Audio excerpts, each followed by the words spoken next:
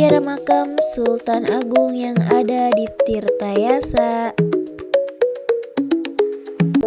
Indonesia negara hukum. Assalamualaikum teman-teman. Kali ini kita ada di tempat yang sangat bersejarah, tepatnya di sekitar kawasan Tirtayasa, Banten, yang erat hubungannya dengan sosok besar dalam sejarah Nusantara, Sultan Agung Tirtayasa. Sebelum kita ke lokasi yang tepat, biarkan saya jelaskan dulu ya teman-teman. Sultan Agung Tirtayasa adalah salah satu Sultan Banten ke-6 yang memerintah sekitar pada abad ke-17. Beliau bukan cuma pemimpin, tetapi juga pejuang gigih yang melawan monopoli perdagangan Belanda waktu itu. Kenapa disebut Tirtayasa? Karena di kawasan ini beliau pernah mendirikan Keraton Tirtayasa sebagai markas baru setelah ada konflik dengan pihak Belanda dan juga untuk mengawasi situasi di Keraton Surosoar yang lama. Hai teman-teman, nah sekarang kita kan lagi jalan-jalan ke arah tempat yang aku bilang tadi, bekas kompleks Keraton Sultan Agung Tirtayasa itu loh. Lihat ya, dari jauh aja udah kelihatan gerbang kecilnya yang kayak punya cerita sendiri.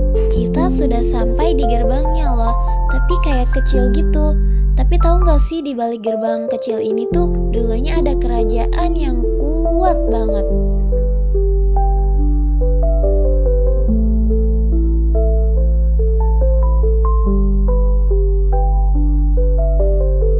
Wah, udah masuk nih ke dalam area tempat bersejarahnya. Teman-teman lihat ya, yang ada di sini tuh sekarang cuma tinggal makam dan bekas pondasi-pondasi bangunan aja.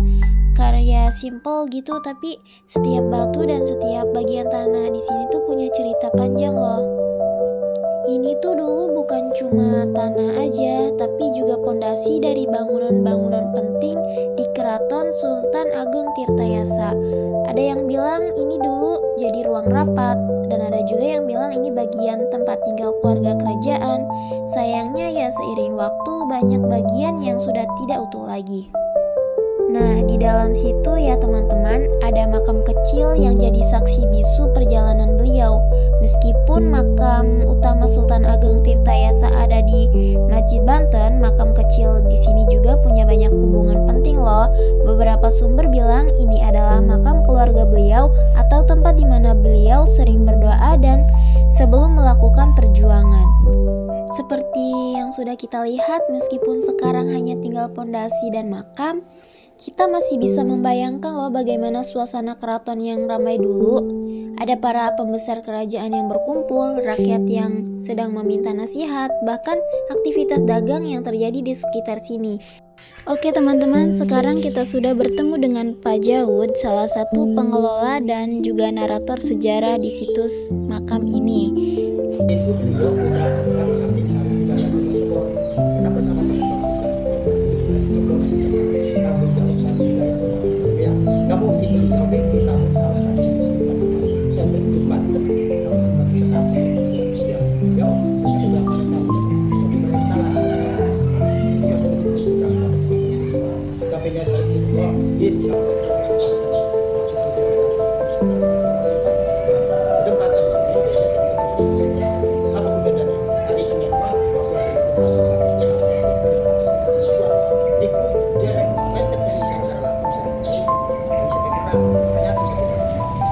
Itu waktu di rumah.